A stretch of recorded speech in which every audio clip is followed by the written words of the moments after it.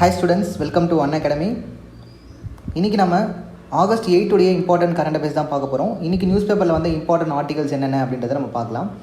Okay, so first article வந்துட்டு இது Hindu news பேப்பரில் வந்து ஒரு ஆர்டிக்கல். இந்த ஆர்டிக்கல் என்ன சொல்லியிருக்காங்கன்றது மட்டும் நம்ம பார்க்கலாம். சரியா, இல்லை நிறையா வந்து நம்பர்ஸ் இருக்குது, நமக்கு தேவையானதை மட்டும் பார்க்கலாம். முதல் விஷயம் என்ன சொல்லியிருக்காங்கன்னா, தமிழ்நாட்டுடைய ஸ்டேட் ஜிடிபி இருக்கு இல்லையா, தமிழ்நாட்டுடைய ஸ்டேட் ஜிடிபி அப்படின்றது லாஸ்ட்டு 3 இயர்ஸாக நேஷ்னல் ஆவரேஜை விட அதிகமாக இருக்குது அப்படின்னு சொல்லி, அதாவது நேஷ்னல் ஜிடிபியை விட அதிகமாக இருக்குதுன்னு சொல்லியிருக்காங்க. சரியா, ஸோ இந்த சார்ட்டில் நீங்கள் பாருங்கள், 2016-17 தமிழ்நாட்டுடைய ஜிடிபி க்ரோத் ரேட் அப்படின்றது 7.15% இருந்துச்சு. இதுவே நேஷ்னல் லெவலில் 8.3% இருந்துச்சு இந்தியாவினுடைய ஜிடிபி க்ரோத் ரேட் அப்படின்றது. அதுக்கப்புறம் 2017-18, 19-20 நேஷ்னல் இந்தியாவினுடைய ஜிடிபி க்ரோத் ரேட்டை விட தமிழ்நாட்டுடைய ஜிடிபி க்ரோத் ரேட் அதிகமாகிட்டே இருந்திருக்கு. சரியா, ஸோ இது மூலமாக என்ன சொல்கிறாங்கன்னா, லாஸ்ட்டு 3 இயர்ஸாக இந்தியாவுடைய ஜிடிபி க்ரோத் ரேட்டை விட தமிழ்நாட்டுடைய ஜிடிபி க்ரோத் ரேட் அதிகமாக இருக்குன்றதை சொல்லியிருக்காங்க. இதில் நீங்கள் எடுத்துக்க வேண்டிய ஃபேக்ட்டு இது ஒரு விஷயம். அப்புறம் தமிழ்நாட்டுடைய ஜிடிபி க்ரோத் ரேட் போன வருஷம் எவ்வளோ இருந்துச்சு, 8.03% அப்படின்றத நீங்கள் எடுத்துக்கணும். இந்தியாவுடைய ஜிடிபி க்ரோத் ரேட் 4.2% இந்த இயர் 2019-20. சரிங்களா, இது ஒரு விஷயம். ரெண்டாவது பாயிண்ட் என்ன இதில் நம்ம எடுத்துக்க வேண்டியது என்னென்னா, ரெண்டாவது விஷயம், இந்தியாவிலேயே ஜிடிபி க்ரோத் ரேட் அதிகமாக இருக்கக்கூடிய மாநிலங்கள் பட்டியலில் தமிழ்நாடு வந்து முதல் இடத்துல இருக்குது அப்படின்ற விஷயம் தான் ரெண்டாவது விஷயம் நம்ம எடுத்துக்க வேண்டியது. சரியா, ஸ்டேட் ஜிடிபி க்ரோத் ரேட்லேயே தமிழ்நாடு தான் ஃபஸ்ட் இடத்துல இருக்குது. இது ஒரு விஷயம். மூணாவது விஷயம் இதில் நம்ம எடுத்துக்க வேண்டியது என்னென்னா, இந்த ஏப்ரல், மே அண்டு ஜூன் இந்த 3 மாதத்தில் அதிக அளவுக்கு முதலீடுகளை ஈர்த்த மாநிலங்களில் தமிழ்நாடு வந்து முதல் இடத்துல இருக்குது. ஸோ இந்த கொரோனா வைரஸ் டைமில் நிறையா கம்பெனிஸ் வந்து சைனாவிலேருந்து இந்தியா மாதிரியான கண்ட்ரீஸ்க்கு வந்துட்டு ஷிஃப்ட் ஆகி வராங்க. சரியா, அந்த வகையில் நிறையா பேர் வந்து இந்தியாவில் வந்து இன்வெஸ்ட் ட்ரை பண்ணுறாங்க. அந்த இன்வெஸ்ட்மெண்ட்ஸை ஈர்க்கிறதுக்காக நிறைய ஸ்டெப்ஸ் வந்து இந்தியாவில் எடுத்துகிட்டு இருந்தாங்க. தமிழ்நாடு கவர்மெண்ட்டும் நிறைய ஸ்டெப்ஸ் எடுத்தாங்க. அதன் மூலிமா லாஸ்ட்டு 3 மந்த்ஸில் அதிக இன்வெஸ்ட்மெண்ட்டை ஈர்த்த மாநிலம் அப்படின்றதுல தமிழ்நாடு வந்து ஃபஸ்ட் பேஜில் இருக்குது. சரியா, லாஸ்ட்டு 3 மந்த்ஸில். இது ஒரு விஷயம். நாலாவது விஷயம் இதில் என்ன சொல்லியிருக்காங்க அப்படின்னா, உற்பத்தியில் முன்னேற்றம். சரியா, ஸோ தமிழ்நாட்டில் உற்பத்தி வந்துட்டு அதிகமாக இருக்குது. போன ஆண்டுகளில் 2018-19 கம்பேர் பண்ணும்போது 19-20 உற்பத்தி வந்து இன்னும் கொஞ்சம் அதிகமாக இருக்குதுன்னு சொல்லியிருக்காங்க. சரிங்களா, பொதுவாக மேனுஃபேக்சரிங் செக்டார் வந்து நல்லா க்ரோத்தாக இருக்குன்றாங்க. இதெல்லாம் ஒரு விஷயம். கடைசியாக ஒரு விஷயம் இதில் என்ன சொல்லியிருக்காங்கன்னா, தமிழ்நாட்டுடைய பெர் கேபிட்டா இன்கம் பற்றி சொல்லியிருக்காங்க.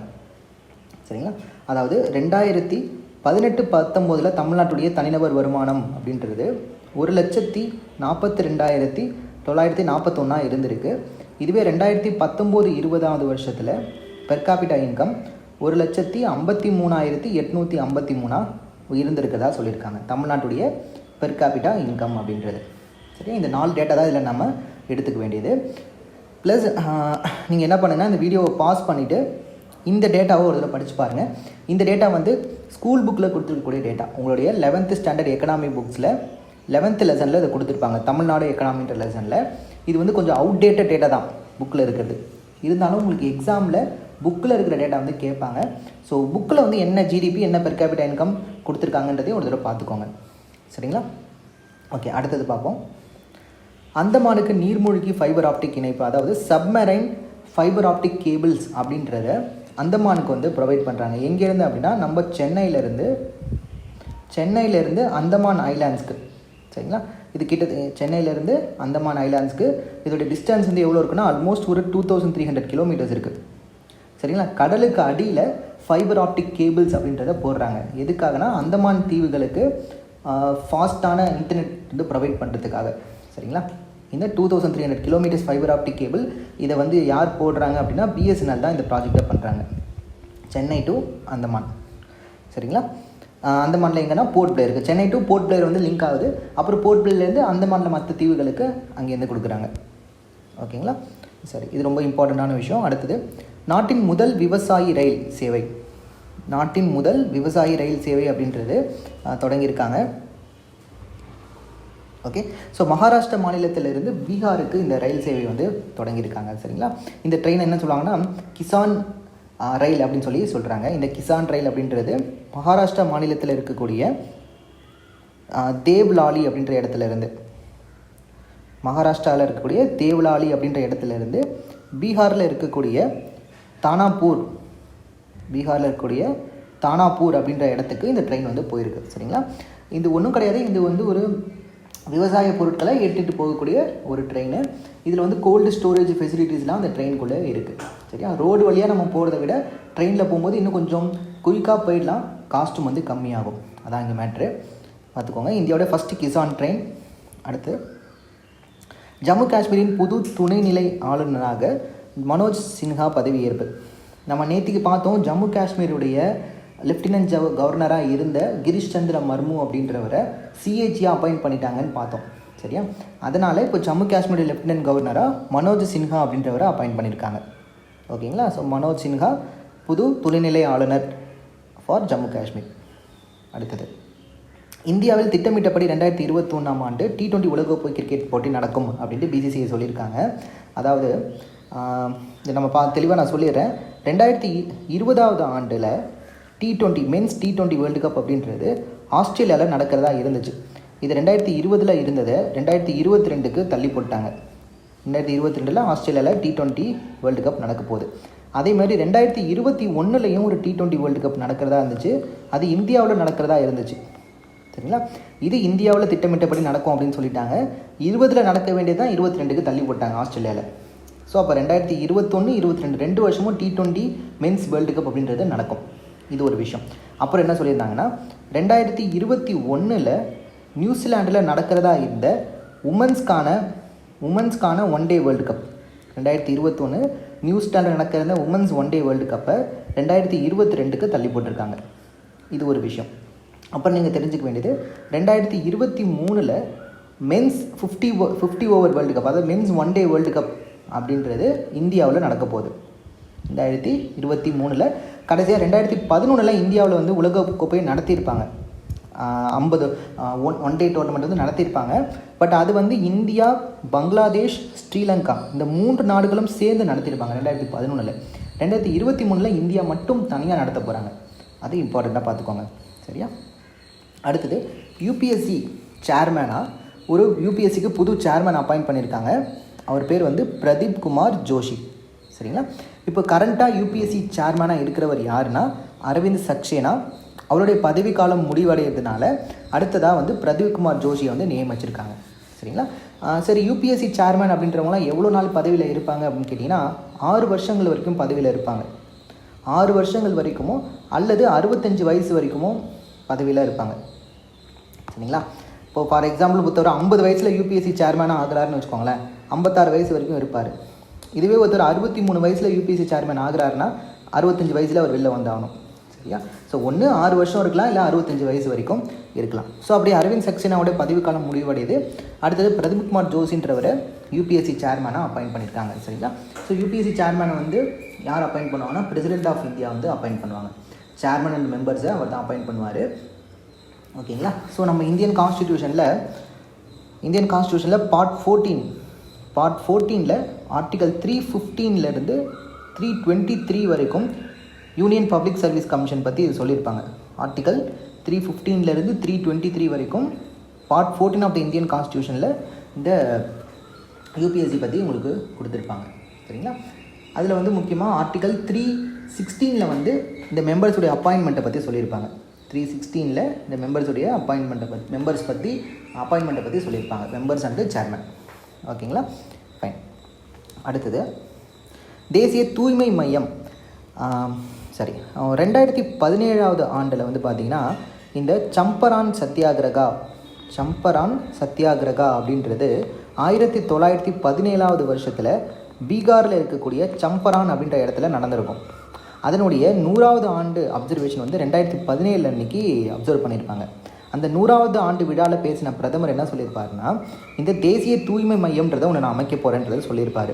அதை ராஷ்ட்ரிய ஸ்வச்சதா கேந்திரா அப்படின்றாங்க. அப்போ சொன்னதை வந்து சொல்லியிருப்பார். இப்போ வந்து அதை திறந்து வைக்கிறாரு. சரிங்களா, எங்கே இருக்குன்னா அது டெல்லியில் இருக்குது. சரியா, ஸோ மகாத்மா காந்தியின் சம்பரான் சத்தியாகிரக 100ஆண்டு விழாவை ஒட்டி தேசிய தூய்மை மையம் அமைக்கப்படும் என்று 2017 ஏப்ரல் 10 பிரதமர் நரேந்திர மோடி அறிவித்தார். அதை வந்து இப்போது திறந்து வைக்கிறாரு. சரிங்களா, எங்கே டெல்லியில் திறந்து வைக்கிறாரு. சம்பரான் சத்தியாகிரகான்றது பீகாரில் 1917 நடந்தது. அதை மகாத்மா காந்தி பங்கேற்றார். ரொம்ப இம்பார்ட்டண்ட்டான ஒரு சத்தியாகிரகா. அடுத்தது ஸோ இதை நம்ம பார்த்தது. ஓகேங்களா. அடுத்த நியூஸ் என்னென்னா, Jal Shakti ministry launches new version of the India water resources information system. ஓகேங்களா. India water resources information system அப்படின்றது ஒன்றும் இல்லை, நத்திங் பட் ஒரு வெப்சைட், ஒரு போர்ட்டல், அவ்வளோதான். சரிங்களா. அந்த போர்ட்டலுடைய நியூ வெர்ஷனை வந்துட்டு லான்ச் பண்ணியிருக்காங்க. India water resources information system அப்படின்ற வெப்சைட்னுடைய புது வெர்ஷனை வந்துட்டு மினிஸ்ட்ரி ஆஃப் ஜல் சக்தி இப்போ வந்து லான்ச் பண்ணியிருக்காங்க. சரிங்களா. ஸோ இந்த ஜல் சக்தி மினிஸ்ட்ரி அப்படின்றது பார்த்திங்கன்னா, இது வந்து ஒரு புது மினிஸ்ட்ரி. 2019 தான் இந்த மினிஸ்ட்ரியை ஃபார்ம் பண்ணியிருப்பாங்க. அதுக்கு முன்னாடி 2 மினிஸ்ட்ரிஸ் இருக்கும். Ministry of water resources, river development and Ganga rejuvenation. சரிங்களா. அதாவது ministry of water resources, ministry of river development and Ganga rejuvenation. இது மூணுமே ஒரே மினிஸ்ட்ரி தான். Ministry of water resources, river development and Ganga rejuvenation அப்படின்னு சொல்லிட்டு ஒரு மினிஸ்ட்ரியும், ministry of drinking water and sanitation சொல்லிட்டு ஒரு மினிஸ்ட்ரியும் இருந்திருக்கும். இந்த 2 மினிஸ்ட்ரியும் லிங்க் பண்ணி ஜல் சக்தி மினிஸ்ட்ரி அப்படின்னு சொல்லிட்டு 2019 வந்து ஃபார்ம் பண்ணியிருப்பாங்க. சரிங்களா. இப்போ கரண்ட்டாக ஜல் சக்தி மினிஸ்ட்ரியோடைய மினிஸ்டர் யாருன்னா கஜேந்திர சிங் ஷெகாவட், கேபினெட் மினிஸ்டர் கஜேந்திர சிங் ஷெகாவட் அப்படின்றவர். அந்த Jal Shakti ministry India water resources information system அப்படின்ற இந்த வெப்சைட்டோடைய புது வெர்ஷனை ரிலீஸ் பண்ணியிருக்காங்க. இந்த வெப்சைட்டில் என்ன இருக்கும் அப்படின்னா, பேர்லேயே இருக்கு இல்லையா, வாட்டர் ரிசோர்ஸஸ் இன்ஃபர்மேஷன் சிஸ்டம். இந்தியாவில் எவ்வளோ மழை பெஞ்சிச்சு, எந்தெந்த ஏரி குளங்களில் எவ்வளோ வாட்டர் லெவல்ஸ் வந்து இருக்குது, டேம் ரிசர்வாயர்ஸில் வந்து எவ்வளோ தண்ணி லெவல் வந்து இருக்குது, அப்புறம் வந்துட்டு கிரவுண்ட் வாட்டர் லெவல் எவ்வளோ இருக்குது, சாயில் மாய்ஸ்சர் எவ்வளோ இருக்குது, இந்த மாதிரி விஷயங்களை அதில் கொடுத்துருக்காங்க. சரிங்களா. அது பார்த்துக்கோங்க. இது வந்துட்டு இந்த ப்ராஜெக்ட் வந்து எதுக்கு கீழே வருதுன்னா, நேஷ்னல் ஹைட்ராலஜி ப்ராஜெக்ட் அப்படின்ற ப்ராஜெக்ட் கீழே இது வருது. ஃபைன். அடுத்தது, so what is SpaceX Starship? சரிங்களா. ஸ்டார்ஷிப் அப்படின்றது என்னென்னா, ஸ்பேஸ்எக்ஸ் இருக்காங்க இல்லையா, நீங்கள் என்ன பண்ணுன்னா போயிட்டு தயவு செஞ்சு ஸ்பேஸ்எக்ஸோட வெப்சைட்டில் போயிட்டு பாருங்கள். ஸ்டார்ஷிப்ன்ற ப்ராஜெக்ட் பற்றி அவங்க கொடுத்துருப்பாங்க. சரிங்களா. ஸ்பேஸ்எக்ஸ் வந்து நம்ம ரீசெண்டாக பார்த்துட்டு இருந்தோம். டெமோ 2 அப்படின்ற மிஷன் கூட ஐஎஸ்எஸ்க்கு அனுப்புனாங்க. க்ரூ ட்ராகன் அப்படின்ற ஸ்பேஸ் கிராஃப்டை அனுப்புனாங்க. இதில் வந்து 2 ஆஸ்ட்ரோனட்ஸ் ஐஎஸ்எஸ்க்கு அனுப்பி ரிட்டர்ன் கொண்டு வந்தாங்கன்றதை நம்ம பார்த்துருப்போம் ரீசெண்டாக. சரியா. இப்போ இந்த ஸ்பேஸ்எக்ஸோடைய அடுத்த பிளான் என்ன அப்படின்னா, ஸ்டார்ஷிப் அப்படின்ற ஒரு ஷிப்பு, ஒரு ஸ்பேஸ்ஷிப் மாதிரி.